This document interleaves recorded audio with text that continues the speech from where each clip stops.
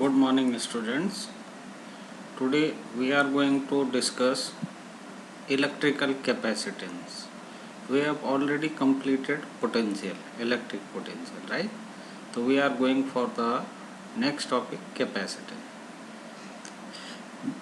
Before going to the electrical capacitance, we should know that what is the behavior of conductor in a electrostatic field, right? When a conductor placed in an electrostatic field, what will be the behavior of conductor, right? You know that conductor have free electrons, right? These electrons moves randomly inside the conductor, right? So first thing is that when a conductor placed in electric field, this is the uniform electric field. Since the electric lines are parallel to each other, these lines are produced by the two parallel metallic sheets, one having positive charge and another having negative charge. So electric lines are moving from positive charge to negative charge. So this is the conductor. When placed inside the electric field, the free electrons come in this side. Reason is that these electrons are negative charge experiencing force against the electrostatic field. The direction of field is from left to right. The electron will experience the force from right to left, right? And positive charge induces at the opposite surface, right? So net electric field inside the conductor will become 0. The reason is that the electric field, external electric field and electric field due to polarization are both to opposite to each other. This is external electric field. This is electric field induced inside the conductor due to electric field. So the value of E naught is equal to EP. That's why the net electric field inside the conductor becomes equal to 0. Right? So this is the explanation. Right? Second, the electric field just outside the charged conductor is perpendicular to the surface of conductor. This property we have already discussed in electric line of force, but we are explaining once again. Let us suppose that this is the direction of electric field, right? So there will be two component of this electric field intensity. One is along to the tangent, right, or along to the surface of the conductor. So what will happen? The charged particle will experience the force and drifted along the surface of the conductor. But in electrostatics, charge cannot move. Charge always becomes at the rest position, right? It means this component which is along to the surface will be 0. And if it is 0, E cos theta is 0, it means theta should be 90 degree. It means electric line of force always perpendicular to the surface of conductor, right? Now the third thing is that the net charge in the interior of a conductor is equal to 0.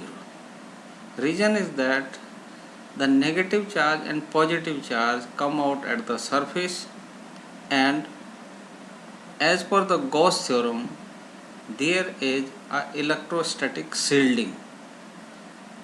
The electric flux linked with this surface will become 0.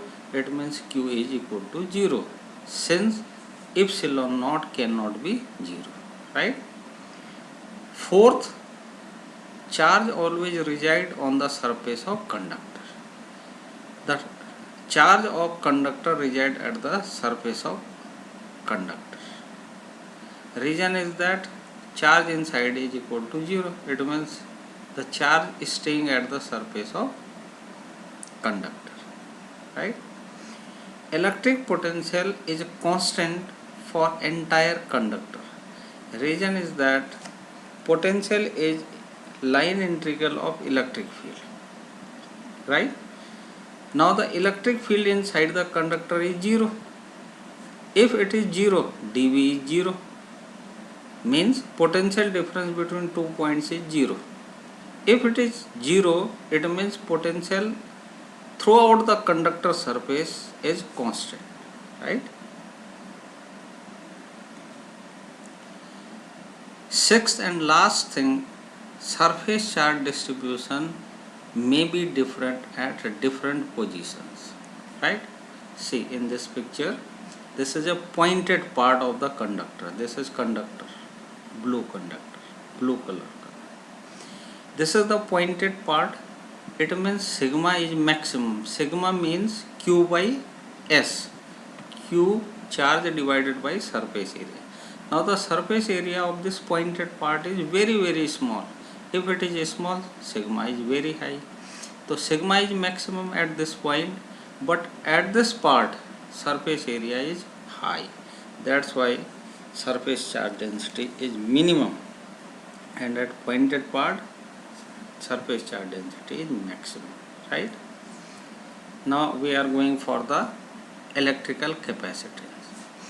Electrical capacitance means the ability of conductor to store the electric charge. Electrical capacitance is the ability of a conductor to store the electrical charge, right? For example, we have a bucket of 10 liter. Bucket of 10 liter. What is its capacity? 10 liter. चाहे उसमें पानी हो चाहे ना हो, अगर वो 10 litre की बकेट है तो its capacity is 10 litre, right? The measure of ability of conductor to store charge is known as capacitance और capacity, right? Now if we give charge to a conductor, its potential increases since potential depends on charge, right? So Q is directly proportional to V. It means Q is equal to CV. C is proportionality constant, and that C is electrical capacitance.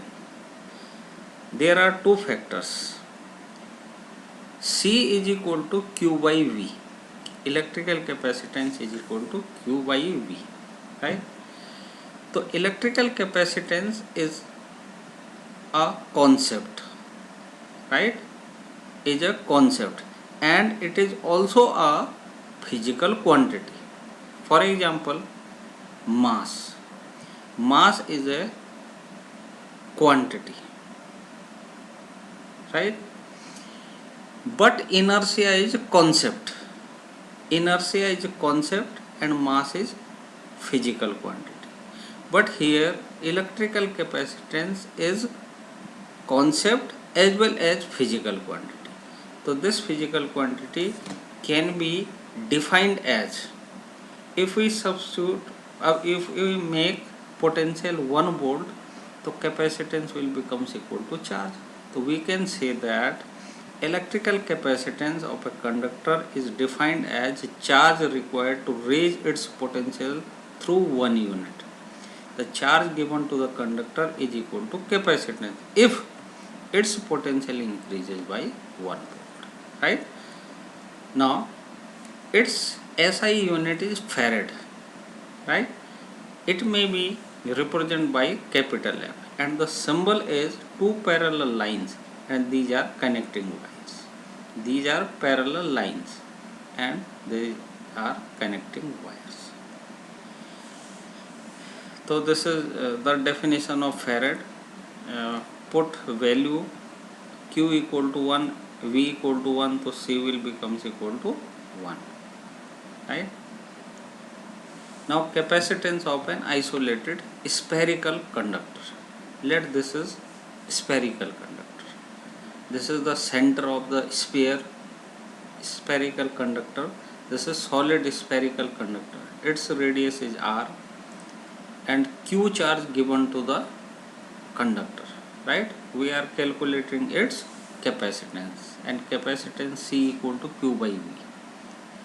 So V is equal to Q divided by 4 pi epsilon naught into R. This is the formula for electrical potential of point charge. but this is not a point charge, this is spherical conductor, but its a center of gravity lying at the center of the sphere. So we can consider that entire positive charge concentrated at the center. So the distance is r, we are calculating its potential at the surface. So we are assuming this spherical conductor as a point charge, right?